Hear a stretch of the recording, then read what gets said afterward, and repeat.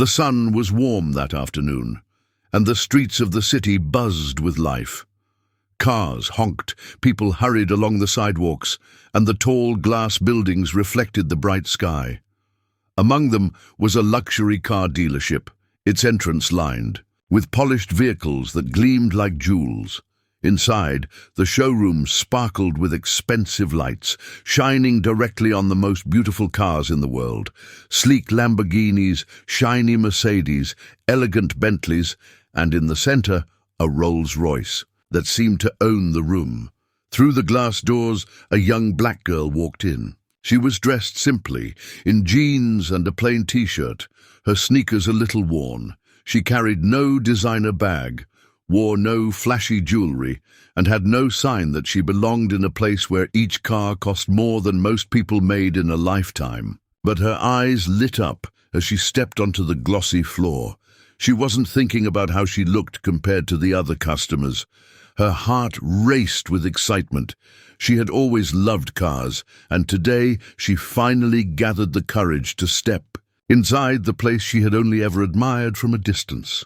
Her gaze stopped on the Rolls-Royce in the middle of the showroom. Its silver body gleamed under the lights, every curve smooth and perfect, the Spirit of Ecstasy emblem standing proudly on the hood. She took a slow step toward it, her breath caught in her throat. To her, this wasn't just a car. It was a dream. A salesman in a sharp suit noticed her from across the room. He was busy chatting with another wealthy-looking customer, but kept glancing at her with narrowed eyes.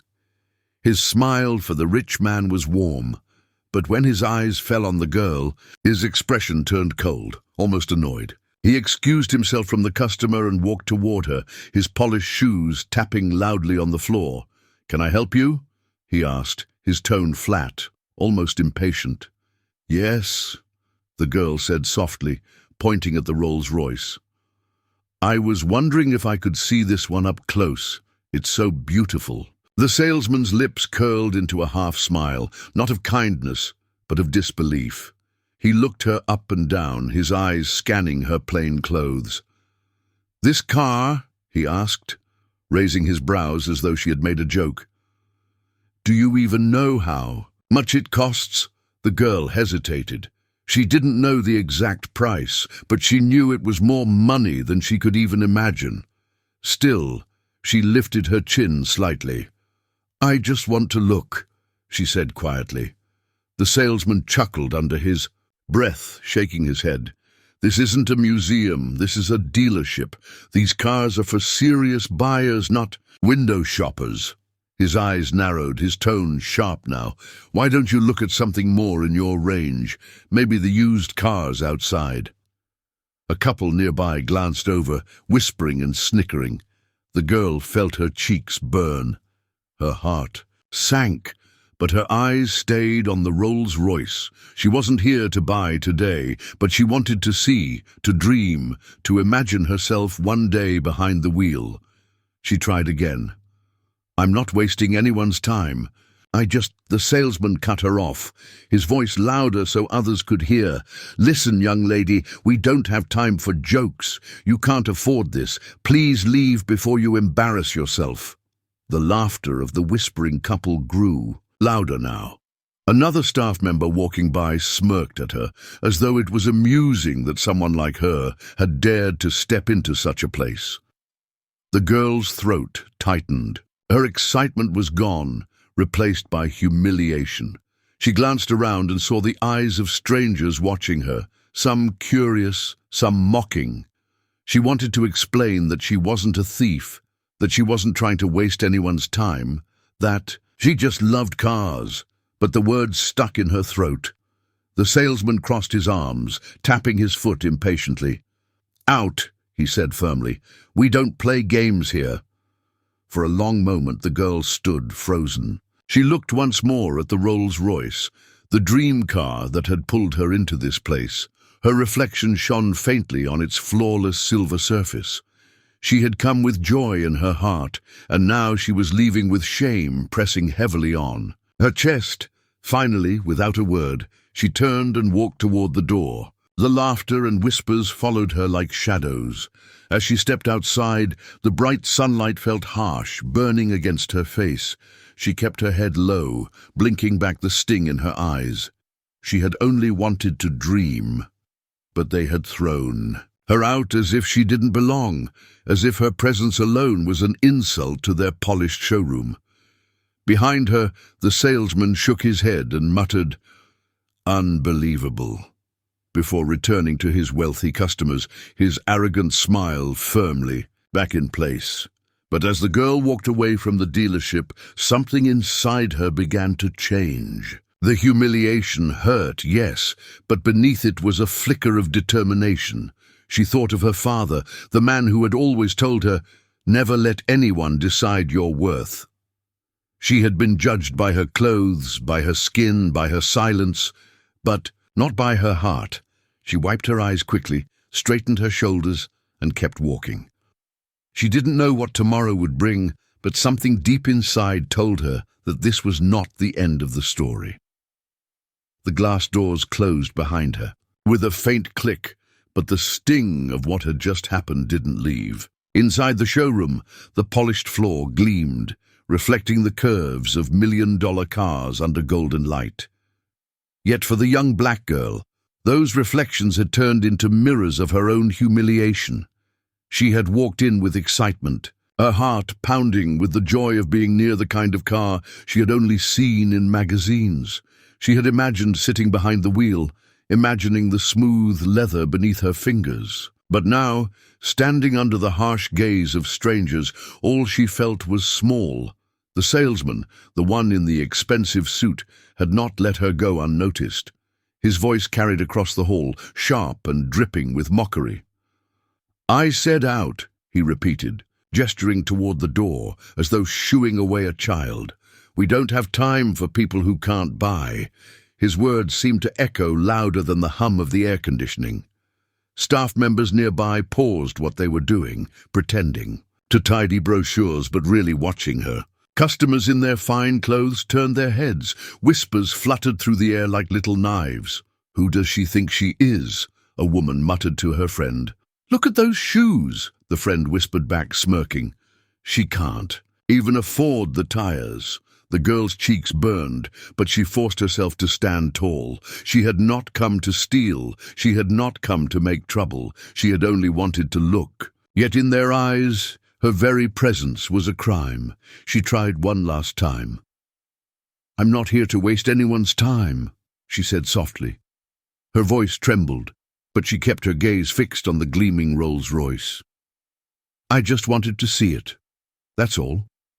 The salesman's laughter rang out, cruel and careless. "See it?" he said, his voice rising so the whole room could hear. "This is not a toy store. These cars are worth more than your life. Go dream somewhere else." Laughter bubbled from the couple standing nearby, and even one of the younger staff members chuckled under his breath. The sound crawled into her ears, heavy and hot. Her throat tightened, but she swallowed her words before they could spill out. One of the other salesmen, an older man with grey hair, frowned slightly at the cruelty, but he said nothing. Silence was safer than crossing his arrogant colleague.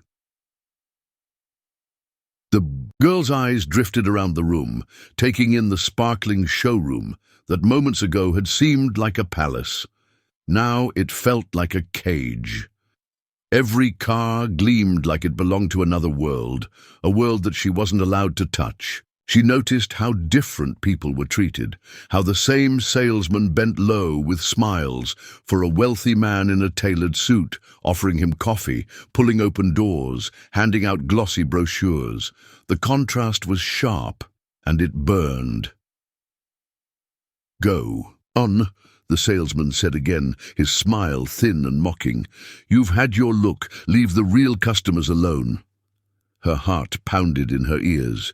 Every part of her wanted to shout back, to tell them they were wrong, to scream that she wasn't. Less just because she didn't wear diamonds or silk. But the words stayed locked inside.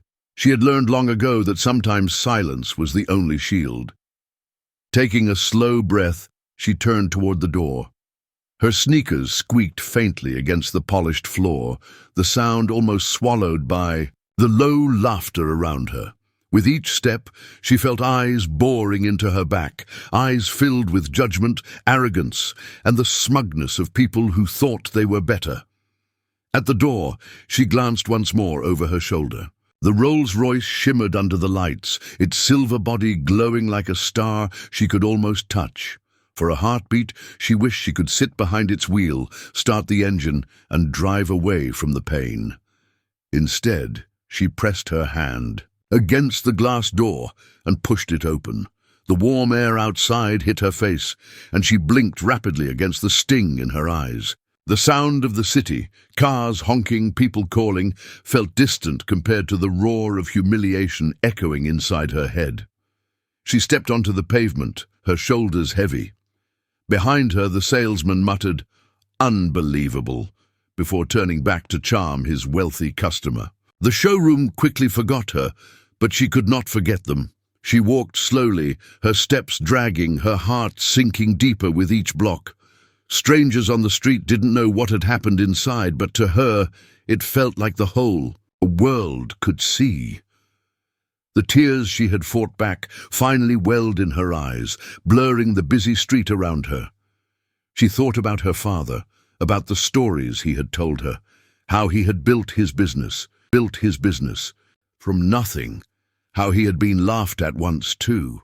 He had always told her never to let anyone decide her worth, but right now she felt worthless, as though the world had just confirmed that she did not belong in places like that showroom. Still, somewhere beneath the shame, a spark remained. She held onto her father's words like a lifeline. Maybe today she had been thrown out, laughed at, humiliated, but tomorrow was still unwritten. She wiped her face quickly, straightened her back, and kept walking. She didn't know that in less than 24 hours, the very place that had rejected her would fall silent at the sound of her father's Rolls-Royce pulling up to its door. The city streets stretched out before her, busy with cars rushing past, and people walking in and out of shops. But to the girl, it felt unusually quiet. Every step she took away from the dealership echoed in her mind, heavy with the sting of humiliation. Just minutes earlier, she had walked into that showroom with excitement bubbling inside her chest. She had dared to dream, to stand close to a car she admired, but instead of kindness, she'd been laughed at, judged, and thrown out as if she were nothing more than a nuisance. Her sneakers tapped softly against the sidewalk, but her heart beat louder, her thoughts swirling like a storm. She replayed the salesman's words over and over. "This is not a toy store. Go dream somewhere else." The cruel laughter of the couple still rang in her ears, sharp as broken glass. She clenched her fists at her sides, her eyes focused on the ground so no one on the street could see the tears threatening to fall. Passers-by didn't know what had just happened, but she felt as if everyone could see her shame. A group of teenagers walked by, chatting and laughing, and though they paid her no mind, she felt exposed, like the humiliation had painted itself across her face. She wanted to disappear, to melt into the crowd. But her father's voice lingered in her memory. "Never lower your head for anyone. If they laugh, let them laugh. You keep walking." She paused by a shop window, her reflection staring back at her. She didn't see a poor girl or an unworthy dreamer. She saw herself, the daughter of a man who had built everything from nothing, a man who had taught her resilience. But the reflection also showed her tears, the silent proof of how deeply the insult had cut. A car honked nearby, pulling her attention back to the street. She continued walking, her steps slower now, as though each one carried the weight of the dealership's arrogance. She imagined the staff still inside, laughing and moving on with their day, treating her as if she had never even existed. That thought burned worse than the insult itself, being invisible, dismissed without a second thought. She found a bench near a small park and sat down, her hands resting on her lap. The city's noise surrounded her. Children playing, vendors shouting, the rumble of buses, but her mind stayed trapped in that glittering showroom. She could still see the Rolls-Royce, shining like a dream she wasn't allowed to touch. Her chest tightened as she whispered to herself, "Why do they think I don't belong?" Her phone buzzed in her pocket, a message from a friend asking if she wanted to hang out. She didn't answer. How could she explain the mix of anger, sadness, and humiliation boiling inside her? To others, it might sound small, but to her, it was more than just being thrown out of a dealership. It was about respect. It was about dignity. She remembered how her father used to tell her stories of when he was young. People had looked at him the same way, like he didn't belong, like he wasn't worthy of respect. But he had refused to let their judgment define him. He worked, he fought, he built, and eventually he rose. He had always told her, respect is not bought with money. Respect is earned, and it must be given freely to all. A tear slid down her cheek, and she quickly wiped it away, glancing around to make sure no one had noticed. She hated showing weakness. Still, the weight of what had happened pressed down on her shoulders. She wanted to scream, to shout that she was more than what they saw. But instead, she sat in silence, breathing deeply, trying to gather the strength she knew she had. Minutes passed. She stood up again, pulling her jacket tighter around herself. The shame still burned, but beneath it, something else began to grow. It wasn't anger, not yet, but determination. She thought of the salesman's smirk, his mocking voice, the way he had dismissed her without even giving her a chance. She thought of the laughter that had followed her out the door. And she thought of her father's calm but powerful presence, the way he never let anyone walk over him. By the time she reached home, her face was dry, her tears hidden. She unlocked the door quietly and stepped inside. The familiar warmth of her home wrapped around her, a stark contrast to the cold arrogance of the dealership. Her father was sitting in his study, papers spread across his desk. He looked up the moment she walked in, his eyes sharp, noticing her expression before she even spoke.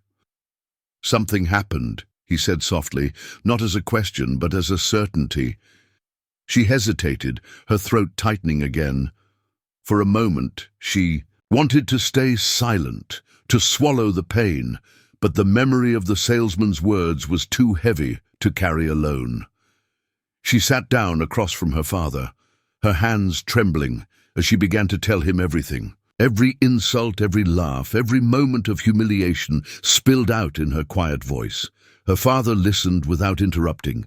His face remained calm, but his jaw tightened and his eyes darkened with each detail. When she finished, silence filled the room. She waited for him to speak, afraid of what he might say, afraid he might tell her to forget it, to move on. Instead, he leaned forward, his voice calm but firm. "You did nothing wrong," he said. "They showed who they are, not who you are." He placed a hand over hers, steady and strong. "Tomorrow we will go back, and they will learn a lesson they will never forget." The girl's eyes widened, her heart thudding in her chest. She knew her father was a powerful man, a man who had never allowed disrespect to stand. In that moment, her shame began to fade, replaced by something else, hope and a quiet fire of anticipation. Tomorrow, the same dealership that had laughed at her would see the truth.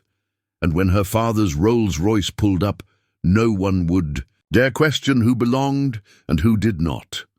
When the girl finished speaking, the house grew still. The ticking of the wall clock filled the silence between them, each second dragging heavy with the weight of her story. She sat with her head bowed, her hands twisting together nervously. It was not easy to tell her father what had happened, not because she feared him, but because she hated reliving the humiliation. Her father leaned back in his chair, his eyes fixed on her. He was a tall man, with calm but commanding features, the kind of man who rarely raised his voice, but always carried authority in his silence. His empire had been built from nothing, brick by brick, deal by deal, yet he was not a man who forgot his roots.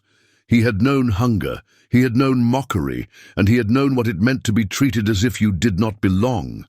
As she recounted the laughter, the insults, and the way the salesman had ordered her out, his jaw tightened. His hands, resting on the desk, curled slightly into fists. He did not interrupt her once. He let her pour out every detail, because he wanted to hear not just the facts, but the pain behind them. When she finally grew quiet, her eyes glistening, he drew in a slow breath. "They did this to you?" he asked softly, almost as if confirming it with himself. She nodded, unable to speak, her throat tight. He stood, his chair sliding back against the floor. For a moment, he walked to the window, looking out at the glowing city lights. The quiet of his movement was more powerful than any shouted anger. His daughter watched him nervously, unsure of what he would say. At last, he turned back to her. His voice was steady, calm, but beneath it was steel. "You are my daughter. No one has the right to treat you like that. Not because of who I am, but because of who you are. You deserve respect. Always." Her chest tightened, relief washing over her, but her father wasn't finished. "I have spent my life working so that doors open for me," he continued, "but it seems the world still thinks it can close doors on you. Tomorrow we will go back to that dealership, and they will see who they mocked. They will learn that respect is not about clothes or age or skin. It is about dignity." The girl blinked, her heart racing. "You mean we're going back?" "Yes," he said simply. His gaze was firm, unshaken. "But this time, we won't walk in quietly." For the first time since leaving the dealership, she smiled faintly. A flicker of hope glimmered in her eyes. Her father's presence had always been her anchor. Where she had felt small, he reminded her she was not invisible. She was his child, and together they would face those who had tried to belittle her. He walked back to his desk, picked up his phone, and dialed a number. She listened as he spoke to his chauffeur in clipped, efficient words. "Tomorrow morning, bring the Phantom, polished, flawless. I want it gleaming like new." Hanging up, he turned back to her.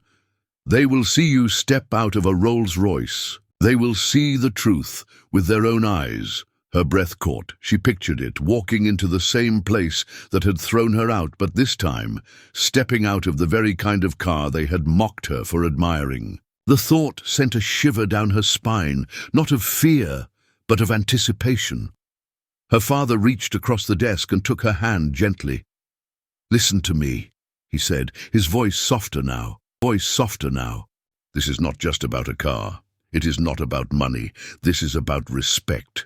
You did nothing wrong. They were wrong. Tomorrow, we will make sure they remember it." She squeezed his hand back, her heart swelling with gratitude. For years, her father had been her shield, her guide, and her greatest example. Tonight, he had reminded her that she was not powerless, that she had worth no insult could erase. Later that evening, as she lay in bed, she thought of the day ahead. Part of her still felt nervous.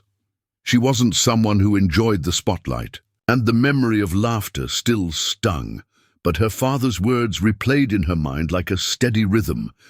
"Respect is not about wealth, it is about dignity." She repeated it to herself until her eyes grew heavy. Meanwhile, in his study, her father sat awake, looking at old photographs. Pictures of himself as a young man standing outside businesses that had once refused him service. He remembered the sting of those days, the doors closed in his face, the mocking voices that told him he would never rise. He had carried those wounds for years, and now, hearing his daughter's story, it was as if those scars had been reopened. But this time, he had power. This time, he could respond not with silence, but with strength. He would not let his daughter believe for even a moment that she was less. Tomorrow, when they returned to that dealership, the truth would speak louder than any insult. And so, as the night deepened, both father and daughter prepared in their own ways. She found courage in his protection, and he found purpose in her. Dignity. The dealership had written its own story yesterday, a story of arrogance and disrespect. But tomorrow they would rewrite it. Tomorrow the hum of a Rolls-Royce engine would announce their arrival, and no one inside would ever forget the lesson that was about to unfold. The next morning dawned clear, the kind of morning where the sunlight seemed to shine brighter than usual, as if the day itself had something important to witness. Outside the mansion gates, the sleek black Rolls-Royce Phantom stood ready. Its polished surface gleamed like a mirror, catching every ray of light. The driver, dressed sharply in his uniform, held the rear door open, waiting. The young girl stood at the top of the steps with her father. Her heart beat fast, a mixture of nerves and anticipation. Yesterday, she had left the dealership with her head low, tears burning in her eyes. Today, she was returning, but she would not be walking in alone. The very car she had been mocked for admiring was now waiting to carry her back with dignity. Her father placed a steady hand on her shoulder. "Remember," he said calmly, "this is not revenge. This is a lesson. Stand tall. Let them see you as you are." She nodded, drawing a deep breath. Then, together, they descended the stairs and slid gracefully into the Rolls-Royce. The engine purred to life, smooth and commanding, and the car pulled away from the mansion gates, gliding down the road like royalty. The drive was short, but to her it felt long, every second filled with memories of the humiliation she had suffered. Her eyes flicked to her father, who sat composed beside her, his expression unreadable but powerful. He radiated calm authority, as though the outcome of today was already decided. When they arrived, the dealership was buzzing as usual. Salesmen in suits hovered around wealthy customers. Polished shoes clicked on the marble floor, and the cars glistened under bright lights. But outside, a sudden hush spread as the Rolls-Royce Phantom pulled up in front of the entrance. Its presence alone drew every eye. People stopped mid-sentence, heads turning, conversations fading. The staff inside noticed too. A young salesman by the door gaped, his clipboard slipping from his hands. "Is that?" he stammered, unable to finish. The chauffeur stepped out. First, walking with crisp precision as he opened the rear door. Out stepped the girl, her posture straight, her chin lifted high. Yesterday she had been invisible, unwanted, mocked. Today she stepped onto the pavement with quiet grace, her reflection gleaming in the side of the car. Gasps rippled through the crowd of onlookers. Whispers spread quickly. "That's her, the girl they threw out yesterday." "But she just stepped out of a Rolls-Royce." Before anyone could fully process the sight, her father emerged from the car. His presence was magnetic, commanding respect without a single word. The staff froze, unsure of what to do, their arrogance melting into nervous silence. The very customers, who had once laughed at the girl, now turned their attention fully to her and the man at her side. The salesman who had insulted her the day before felt his stomach twist. His face drained of color, his smirk long gone. He remembered every word he had spoken, every laugh, every insult.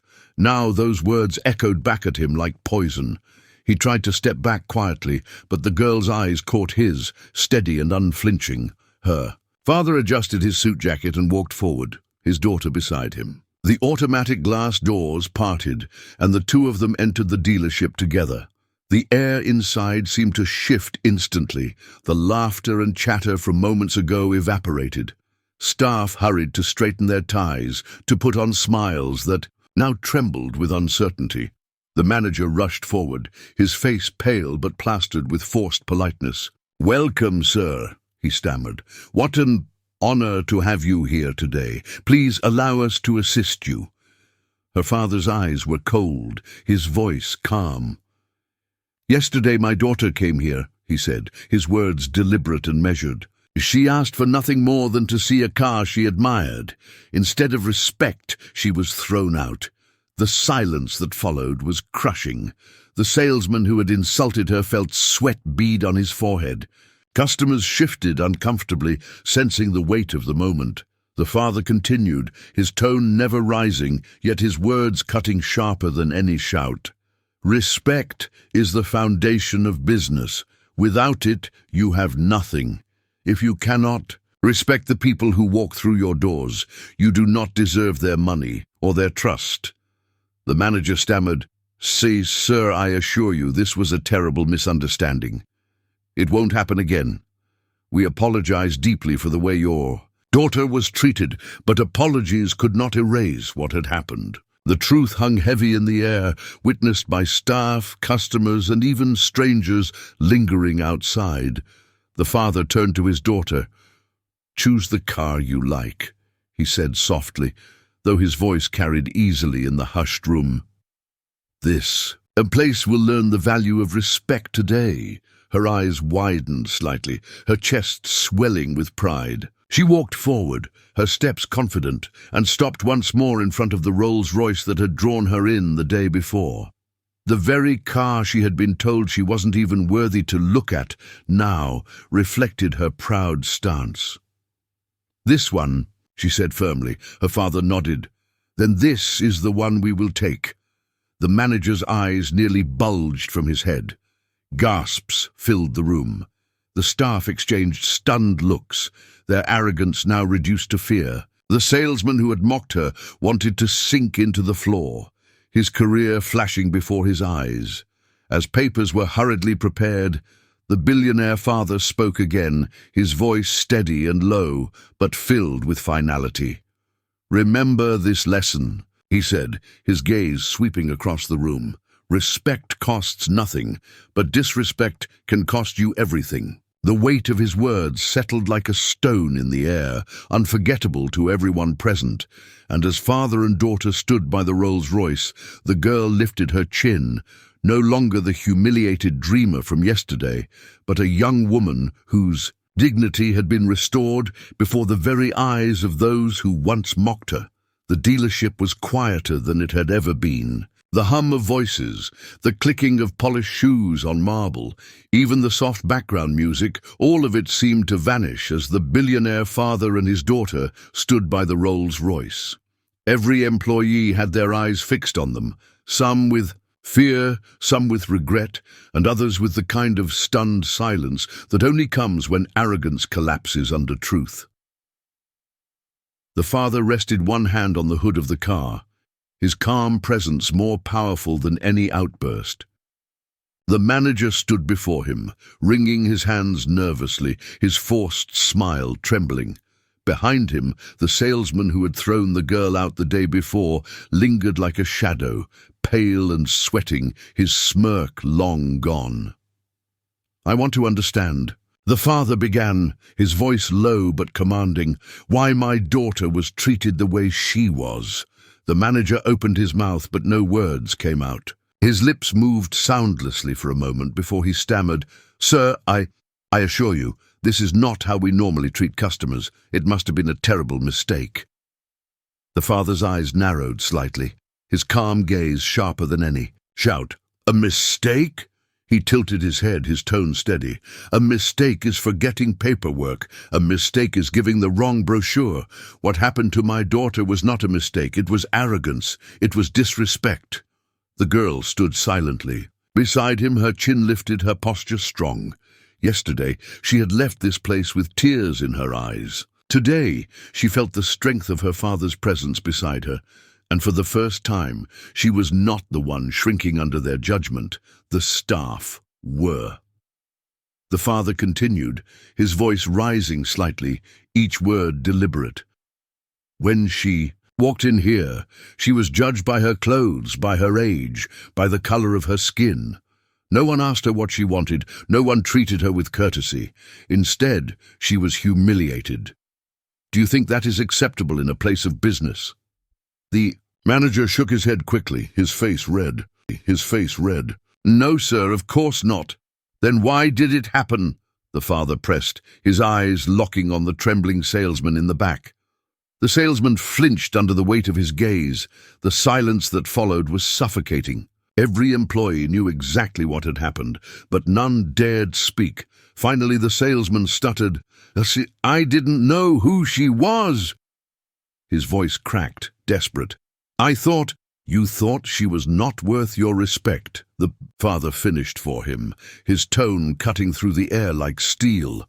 "You thought she was beneath you, and so you laughed and you mocked and you threw her out. Do you understand now how wrong you were?" The salesman's head dropped, shame burning on his face. He opened his mouth to reply, but no words came. The father took a step closer, his voice calm again, but heavy with meaning. "Respect is not about who a person is. Respect is not reserved for the wealthy or the powerful or the well-dressed. Respect is for everyone. It costs nothing to treat someone with dignity. And yet you," he glanced around at all of them now, "decided it was too expensive to offer even a kind word." The employees stood stiff, unable to meet his gaze. The customers who were still in the showroom watched in silence, realizing they were witnessing a lesson that went beyond cars and money. Then the father turned back to the manager. "Now, here is what will happen. My daughter will have this Rolls-Royce, but I am not buying it to reward your behavior. I'm buying it to prove that you do not control who belongs here. She belongs here as much as anyone else." The manager swallowed hard, nodding rapidly. "Yes, sir, of course, sir."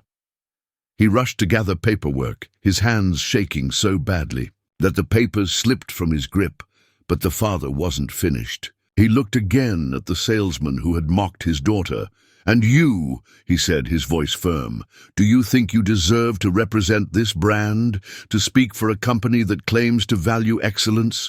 You do not even understand the most, a basic excellence of all, respect." The salesman's face crumbled. He mumbled something like an apology, but it was too late. The father's words hung heavy in the air, impossible to ignore.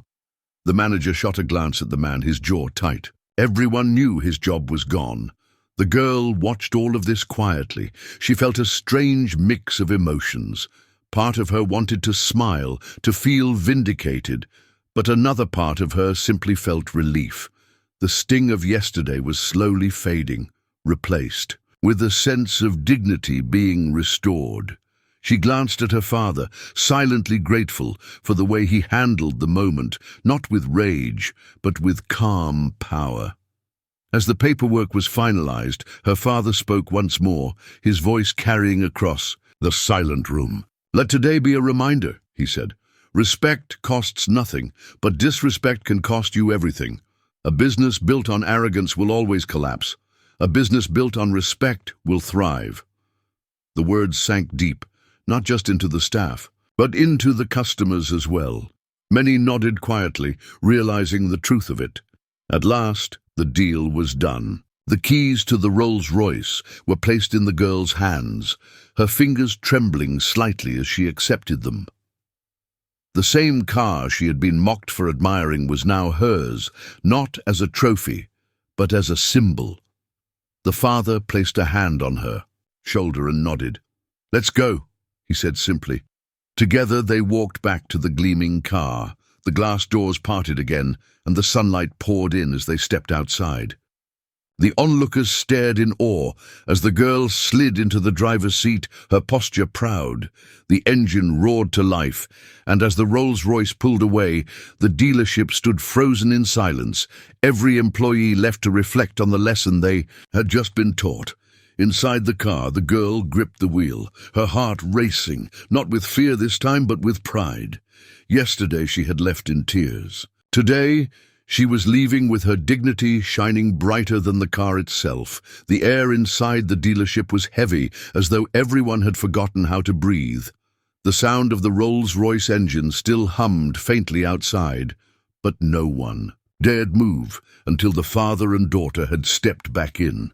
The girl walked proudly at his side now, no longer the timid visitor from yesterday. Every eye followed her, not with mockery this time, but with uneasy respect. The manager stood stiff near his desk, sweat shining on his forehead despite the cool air. The salesman who had mocked the girl lingered near the corner, his hands trembling, as though they no longer knew what to do. Customers shifted awkwardly, whispering to each other. Yesterday they had laughed along, or at least smiled quietly at the joke. Today their faces were sober.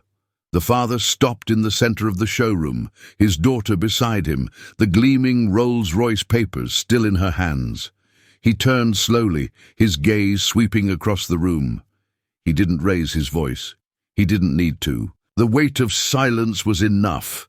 Yesterday, he began, you humiliated my daughter. You laughed at her clothes. You laughed at her silence. You decided she was not worthy to be in this place. You thought her presence was a joke. His words fell like stones, each one landing heavy in the hearts of the staff. The salesman flinched visibly. The memory of his smug laughter now tasted bitter on his tongue. He wished he could take it back, but there was no undoing the way the crowd had seen him sneer at a girl who only wanted to admire a car. The father continued, "Today, you've seen the truth. You've seen who she is, and you've seen who I am. But understand this clearly, her worth did not change because I arrived in a Rolls-Royce. Her worth was the same yesterday as it is today. You simply refused to see it." A murmur rippled through the customers, some nodding, others whispering words of agreement. The staff shifted uncomfortably, their arrogance from the day before shattered like broken glass. The manager cleared his throat, his voice trembling. "Sir, we deeply regret what happened. It was a serious lapse in judgment. I assure you, disciplinary action will be taken. The employee responsible," he glanced sharply at the trembling salesman, "will not represent our dealership again." The salesman's face crumbled, his lips parted as if to beg for mercy, but no words came. He remembered how boldly he had told the girl to go dream somewhere else, how loudly he had laughed at her soft voice. Now he was the one shrinking, the one being judged by the same people who had once stood by his side. The girl looked at him, her gaze steady. She didn't gloat, she didn't smirk. She only looked at him with the quiet strength of someone who had endured cruelty and now stood taller for it. That look pierced him more than anger ever could.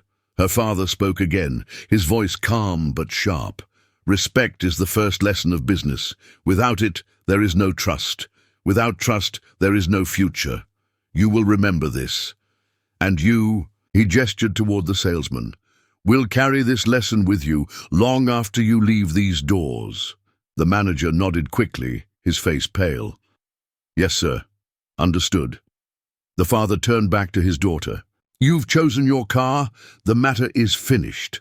His words weren't just for her, they were for everyone listening. He wasn't here to crush them further. He was here to make sure they understood the line they had crossed. The girl held the keys in her hand, her fingers trembling slightly, not from fear but from the power of the moment. She remembered how those same hands had pushed against the glass door the day before, forcing her to leave in shame. Now those hands held the symbol of her dignity restored. Around them, customers began clapping softly, the sound growing as more joined in. It wasn't applause for wealth, it was for justice. It was for the sight of arrogance humbled and dignity restored. The staff stood frozen, their cheeks flushed, their pride stripped away. The salesman could no longer bear the weight of the moment. He turned and slipped quietly toward the back, his career shattered by his own arrogance. No one stopped him. No one defended him. The father placed a hand gently on his daughter's shoulder. "Let's go," he said. His calm voice carried finality, as if the entire building itself had just received its judgment. They walked out together, the glass doors sliding open automatically as if bowing to their exit. Outside, the Rolls-Royce gleamed in the sunlight, its presence a reminder of the lesson left behind. The chauffeur opened the doors, but the father shook his head. "You drive," he told his daughter. Her eyes widened. "Me?" "Yes," he said, smiling faintly. "This is yours. Let them see you behind the wheel." Her chest swelled with pride. She slid into the driver's seat, the leather cool beneath, her hands the wheel firm in her grip. She started the engine, its powerful roar filling the air. Inside the showroom, faces pressed to the glass, watching the same girl they had once mocked drive away in the very car they had said she wasn't worthy to touch. As the Rolls-Royce pulled onto the street, she glanced at her father, who sat calmly beside her. "Thank you," she whispered. He shook his head. "Don't thank me. This was never about me. This was about you. You stood tall. You showed them your strength." Her heart swelled. Yesterday she had walked away in shame. Today she was driving away in pride. The roles had been reversed. The humiliation was no longer hers, but theirs. And the lesson would not be forgotten. Not be forgotten.